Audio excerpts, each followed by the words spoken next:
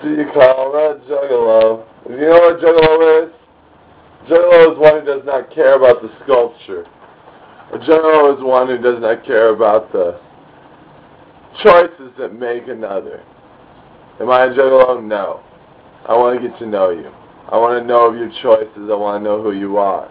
If you try treating me like a Juggalo, like I'm some flesh-hungry piece of shit, excuse my language there, it will not occur. I don't believe in Juggaloism. I don't follow Juggaloism. I don't make myself into a Juggalo. I don't treat others as though they are Juggalos or Juggalettes. I believe that this world is of choice and creation, and I want to know of the choices that make you. As for this idea that I will ever be a Juggalo, well, you can burn in hell, quite literally, because I am not going to prostitute, I am not going to perform prostitute acts or pornographic video for you or for anybody else. I don't care who you are. I don't care who you would have sitting beside me. It is not going to happen. You know why? Because us here at the United Unified Belief don't believe in that. We believe at looking at the sculpture by its choices. See, each and every creation of choice is a sculpture. From a bird, tree, plants, or animals like us. We believe in looking at the sculpture's choices. If it's a beautiful woman, how did she get so beautiful? What choices have drawn her to such beauty and such wondrous sculpture and design? This sculptress. What choices have made her so beautiful? That's my true interest, and that's our true interest at the United Unified Belief. To know you by the sculpture's choice. That goes for the birds, plants, trees, and animals as well. What causes this tree to drop its fruit here and not here? What choice leads this tree to grow taller and grow stronger? That tree of life, if you want to consider it. Just as with dealing with other people, when dealing with a beautiful woman, what choices will make her more beautiful? Where can I lead her? What lessons and interaction in the game can cause her to enlighten and become more of a beauty than she already is, though as beautiful as she is already? But to aid her along her path to reaching her dreams and fulfilling her wondrous desires and delights that make her so beautiful, and keeping her in her love or support, which makes her so fine and toned. See, we're not looking for juggalettes or juggalos, and if you try and treat me like a juggalo, like I'm just a sculpture with no choice, you will be very, very mistaken to do so. Because I do not stand alone. I stand with the unity of belief. And even standing alone, I'm a dangerous person to be messing with. I'd hate to have to hurt you with a word. I could make you cry. I could make you whimper. I could say, hey, look at what you've done with your life. Look at all those choices not shared. Look at how you've treated other people. Look at what you are. Look at what you are true. And look at what else you are. These little tiny bits of share. Which is true for some.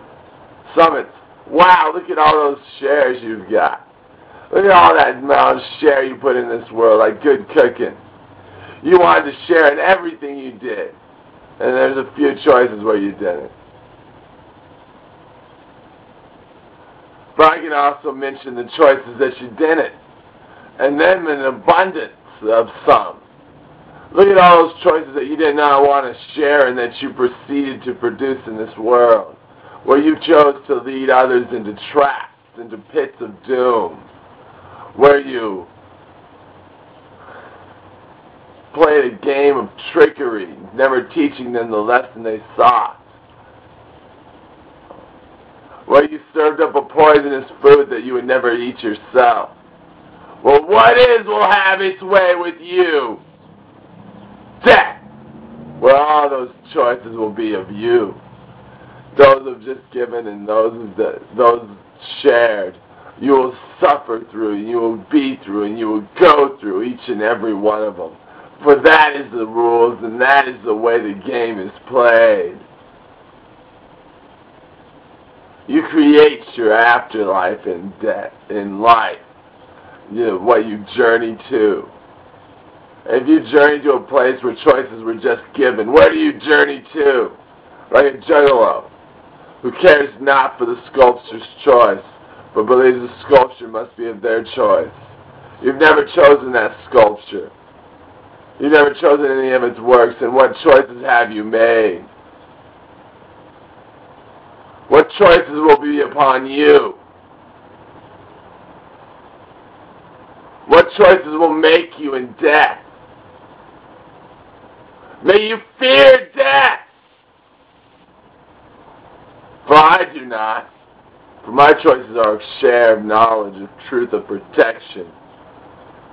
Because if you treat others as though they are just nothing more than property, you deserve every sin you've done upon them, upon you. You deserve every bit of that gluttony returned. So am I a juggalo? No. Am I one of those stupid clowns? No. If they were to approach me, what would I tell them? No. I will not join your posse. I think you are a bunch of ridiculous fools, working towards an end of days, working towards death and carnage of me and others. The meanings of your lives have been nothing but vile and bitter. That you bring no hope, no promise of a good future, but nothing but decay and loss. And I will not support you as anything but the truth of what you are. Bad comics. Deserving of the rodeo, not the carnival.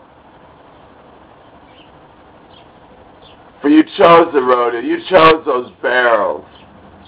You chose to be in the bull's path. In this case, the rams.